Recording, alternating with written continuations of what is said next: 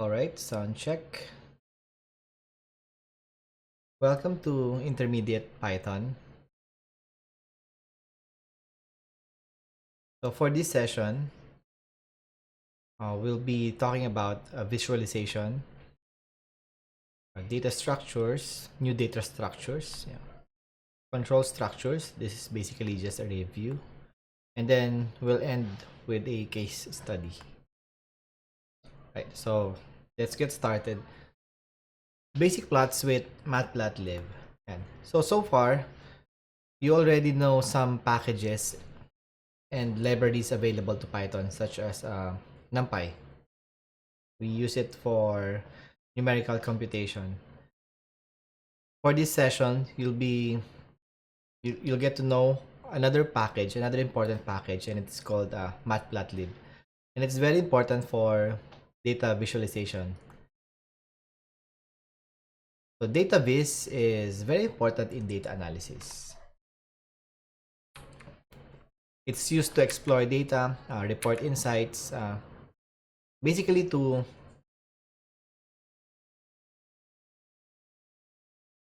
show things like this. This is a example of visualization.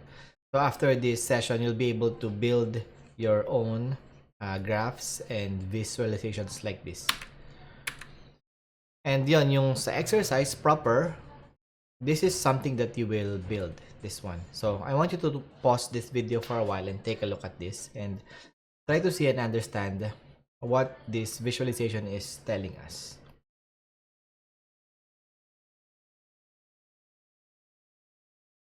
This is actually a famous visualization made by a Swedish professor, and it talks about the global development.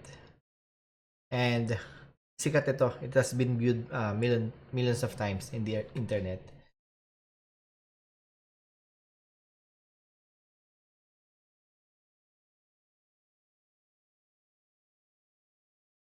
Source is Gapminder. Okay. So, paano ba dapat natin i-interpret yung mga visualizations like this? So, very important first, ang una natin titignan lagi is, of course, the title, if it has. So, it says Gapminder World Map 2010. Second important is yung axis. So, always check the axis. So, on the x-axis, it says money or GDP per person. And on the y-axis, the vertical axis, it says health or life expectancy, birth. And then next, we can actually check what happens, no? Ano ba yung mga dots dito? So each dot here represents a country. And what's interesting are, I think, dalawa yung papansin natin agad. Number one, yung dots are actually color-coded. And it is color-coded. If you take a look at here. It's color-coded according to the region or continent where it belongs to. Second, the size of the circle here, which represents the country, actually depends on the size of their population. So, kapag maliit yung country mo, obviously it will be small. And kapag malaki yung country mo, it will be big. So, this is basically what you call data visualization. So, parang instead of just plotting a simple plot, you actually do make an effort to improve it for easy understanding. Like, isang tingin lang ng audience mo, they will understand what are you trying to tell them. So, to do this in Python, actually, you can do data visualization using different tools. But obviously, because we are in Python, so we have to do this in Python. And the most popular package for doing this is called Matplotlib. Napakaraming packages for plotting, but this one is the mother of all. So basically, ito yung main reference ng lahat ng advanced packages na you'll get to learn them in the future. So for now, let's focus on this. So how do you use it? First, we have to download. We have to you have to download the package, but of course we don't have to do this because I'm assuming that you are all using Anaconda distribution, and sa Anaconda kasi built-in na yung matplotlib, so we just have to import it. Import matplotlib.pyplot as plt. Guys, this means we don't import the whole package because why? Because diba, as you learned from the previous session, masyadong malaki yon and we won't be needing all of them. So we only import a submodule and it's called pyplot. So pyplot alone is enough. So we import matplotlib.pyplot and the alias that we use is plt. Again, can we use another alias? Sure, pero don't, diba? Kasi the standard is always plt.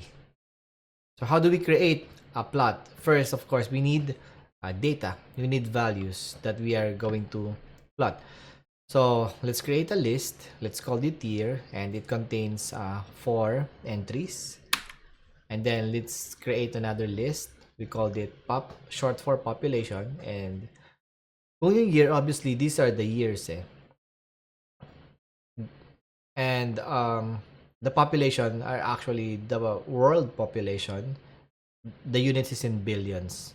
I mean to say, in 1950, the world population is just 2.5 million. And in 2010, it's actually 6.9 billion. Right? How do we plot this data? So, simple lang. You call plt or pyplot, plt.plot. So, this method, this function is available in pyplot. And it requires 2 arguments. Of course, the year and the population. I mean, the x values and the y values. And after you do this, actually, you won't generate a plot right away. So here I have to call the .show method. Okay. And yan, yun na, mag-visualize mo na siya. So that's basically it. It's basically 2 lines of code, assuming that you already have the data. Okay, so we have this.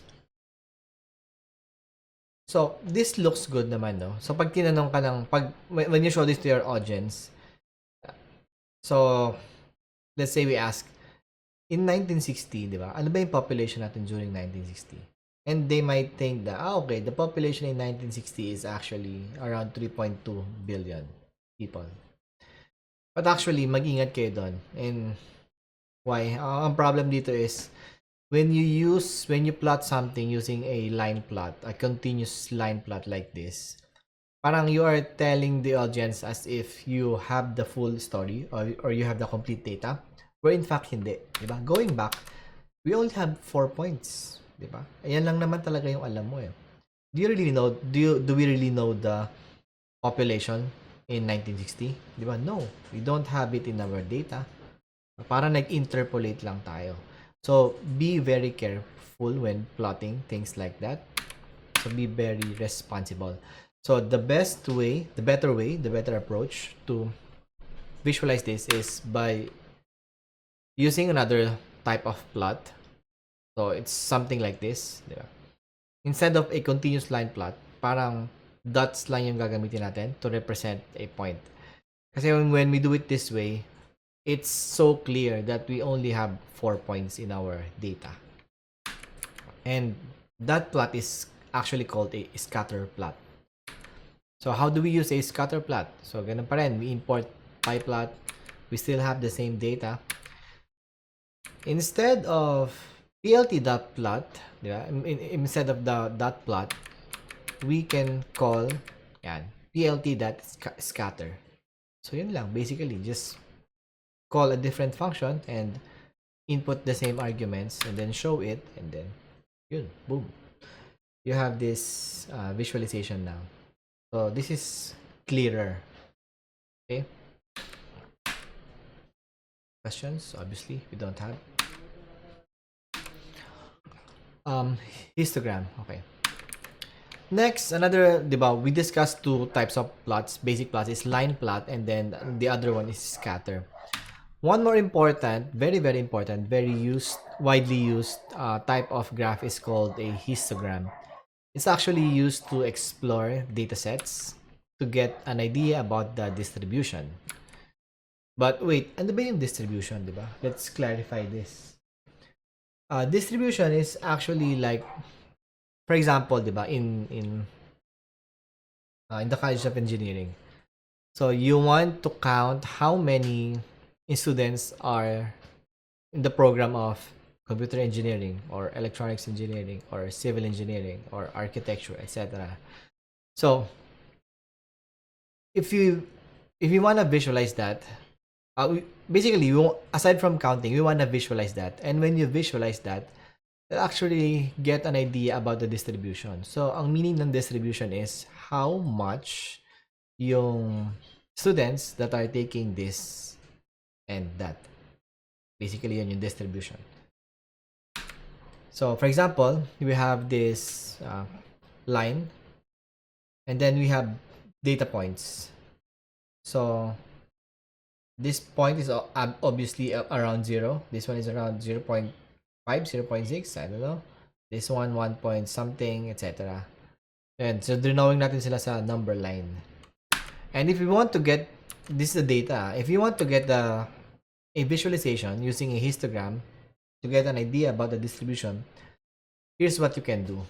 Number one is you want to set a bin, a number of bins. Bins meaning lagayan.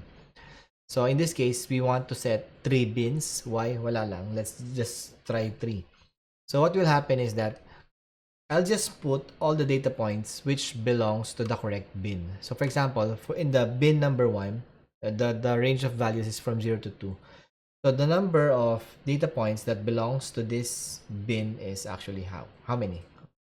4. So ito, these guys, itong 4 na yan, they belong to this. For bin number 2, the range is from 2 to 4. So ilan ba sila? How many data points belong to this bin? Ito, 3 and 3. So we have 6.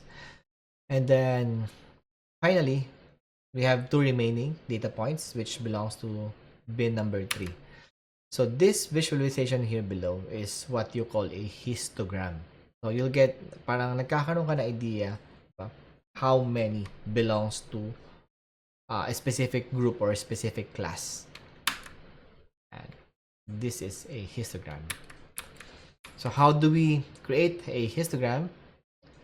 So first, diba, if you don't know how to use it, you simply use yung favorite function natin, which is help. So help, diba? Input mo plt.hist. You're gonna just use hist because hist does not exist, diba? So hist belongs to a package called pyplot. So plt.hist. So ito na siya. You can just pause the video and read. But basically, you just have to check first, diba, the hist. There are lots of arguments available, but most of them are actually not required. Why? Because meron na siyang default value. Yan, no? Meron na siyang equal sign dun eh. So, it has a default value. You don't have to specify it. But there is an argument that is required, which is x. So, this guy here is required.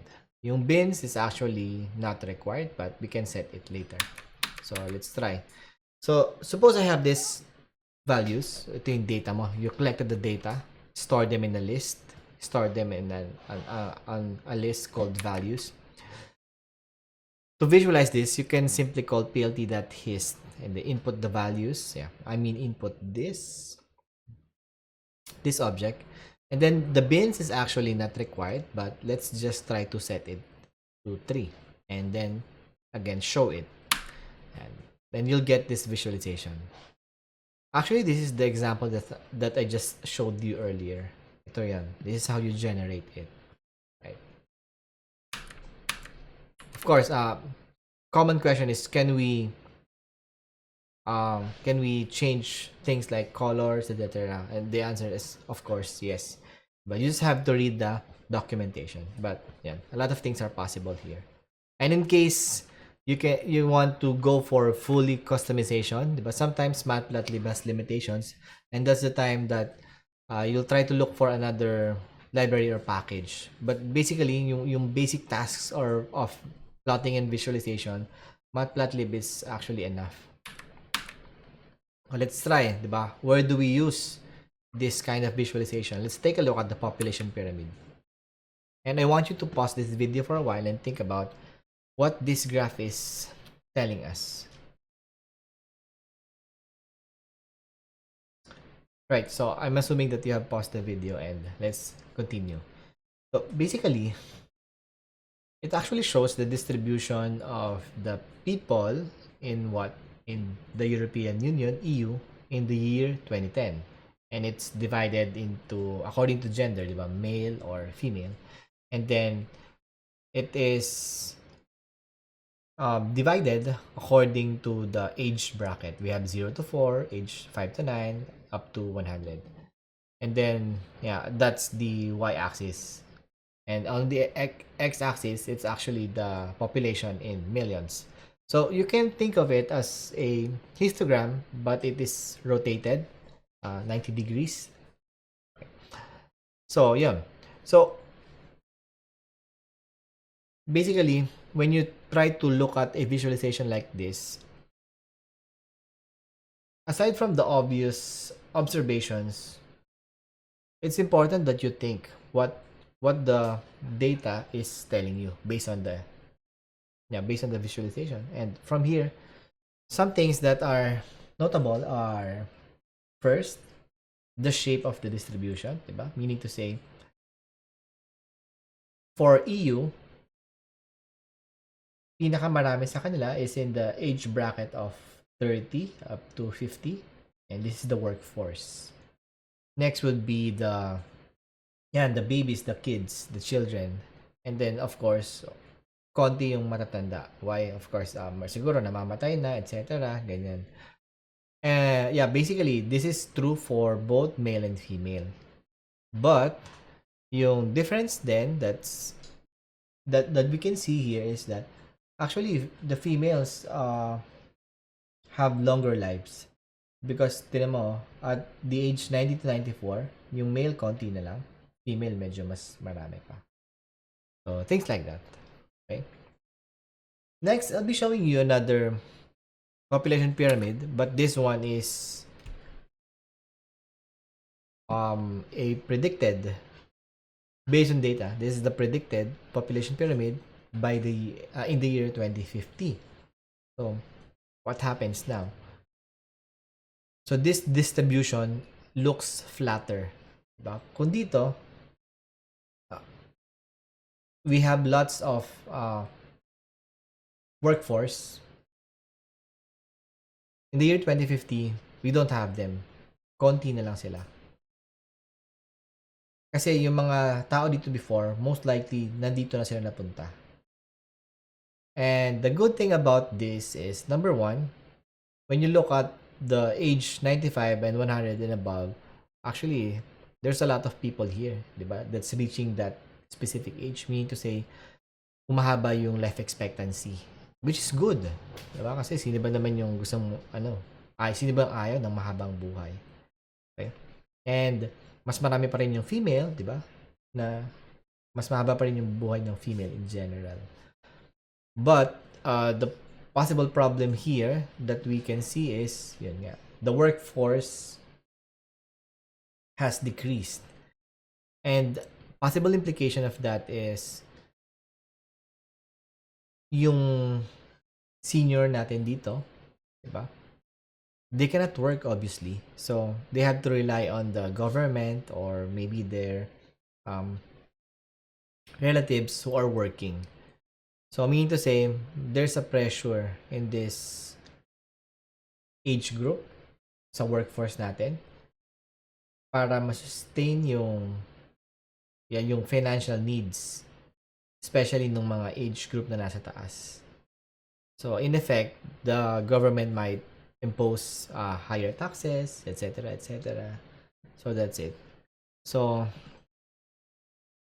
yeah, see, so yung ginawa ko yun, that's just my interpretation on this data visualization. So, you can actually do the same as an audience. But, as a data analytics person, you're actually responsible in building things like this. So, tayo yung gumagawa nito. So, let's make sure that we create a nice visualization that's easy to understand, diba? Easily digested, and something that makes sense.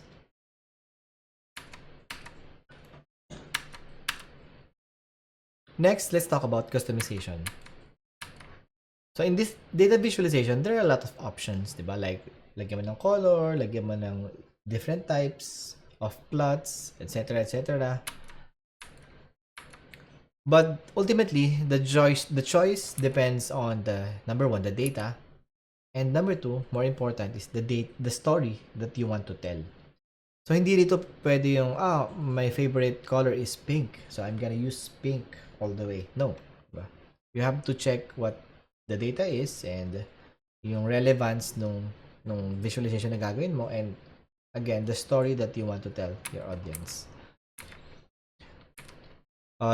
Going back to the basic plot, ito yung kanina pa rin. Similar example, but instead of 4 data points, we actually completed it. So yung dot dito, parang ano lang yan, note lang yan. I mean, from 1950 to 1951 to 2100, our data is complete.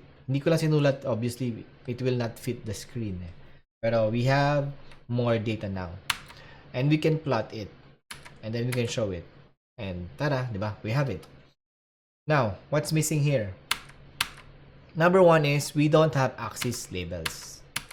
So, very, very important, di ba? Pag nakita kasi ito ng audience mo, okay, so what? Di ba? What's that? I don't even know what the x-axis is for or the vertical axis represents. So, please don't forget to put the axis labels.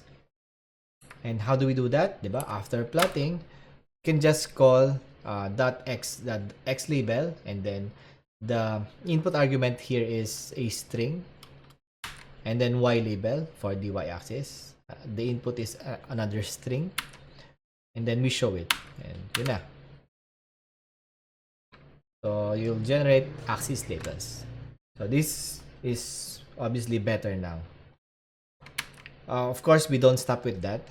Aside from axis labels, we can actually put title. This is very, very important. So, yan. I would say that this is the bare minimum. This is the bare minimum. You have a simple plot. And when you have multiple graphs, you can actually add things like legends, etc. But basically, this is the bare minimum. So, please do not plot, diba, na walang labels and walang title. So, that's very bad practice.